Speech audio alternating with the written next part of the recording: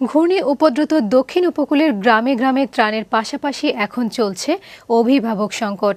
বরগুনা, পটুয়াখালী, পিরোজপুর ও বাগেরহাটের ৩০০-রও বেশি শিশু হারিয়েছে বাবা মা। কোনো কোনো পরিবারে বেঁচে আছে শুধু একটি শিশু। ঘূর্ণিদুর্গত দুর্গম ওই জনপদে গরিব শিশুদের দেখভালের কেউ নেই। এমন অনেক শিশুকে এতিমখানায় পাঠিয়ে দিচ্ছে আত্মীয় কিংবা গ্রামবাসী। কিন্তু ভাঙা ঘর আর বাবা মার কবর ছেড়ে দূরে যেতে চায় না অসহায় এই শিশুরা। তাজুল ইসলাম বাবুর ক্যামেরায় ঝড়ে বাবা মা হারানো পটুয়াখালীর এমনই ৩টি শিশুর কথা জানাচ্ছেন কেরামতুল্লাহ বিপ্লব। তখনও পুরোপুরি ভোর হয়নি, অন্ধকার কাটেনি পটুয়াখালী লঞ্চ ঘাটে। লোহালিয়া নদী হয়ে এ সময় একটি লঞ্চই যায় দুমকির মুরাদিয়ায়। নদীর দুপারে সিডোরের চিহ্ন ঠিকই আছে, তবে ধ্বংসযজ্ঞ নয়।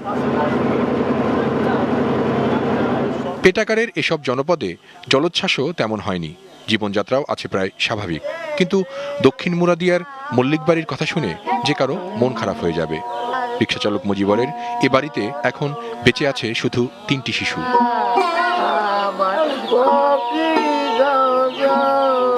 10 বর্গমাইলের এই গ্রামে সিডোরের আঘাতে লাশ পড়েছে শুধু মল্লিক বাড়িতেই।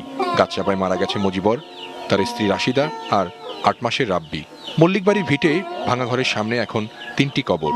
বাবা মা হারানোর শোক কি বোঝে রুমা?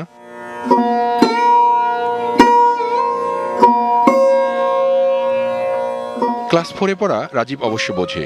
তার কাছে বাবা মা না থাকার চেয়ে এতিমখানায় যাওয়ার কষ্টই এখন বেশি বড়।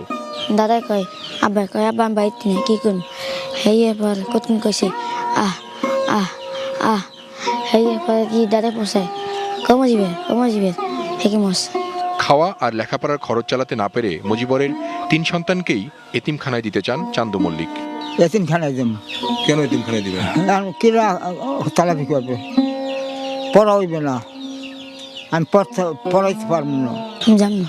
কই যাবা না? এখানে এতিমখানায় যাবা না? ঝড়ের রাতে লাইজুর মাথায় গাছ পড়েছিল।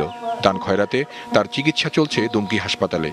মা বাবার কবর ছেড়ে সেও যেতে চায় না শহরের এতিমখানায়। মল্লিক বাড়ির বেঁচে যাওয়া এই 3 শিশুকে দেখতে রাজনৈতিক সমাজকর্মীদের অনেকেই এসেছেন, 2-4 হাজার টাকাও দিয়েছেন। নেতাদের যাওয়া আসায় গ্রামের রাস্তায় গাড়ি আর মোটরসাইকেলের বহরও দেখেছেন মুরাদিয়ার মানুষ। কিন্তু অবুঝ এই 3 শিশুর দায়িত্ব নিতে এগিয়ে আসেনি কেউই। কেরামতুল্লাহ বিপ্লব, ওয়ান নিউজ, দুমকি, পটুয়াখালী।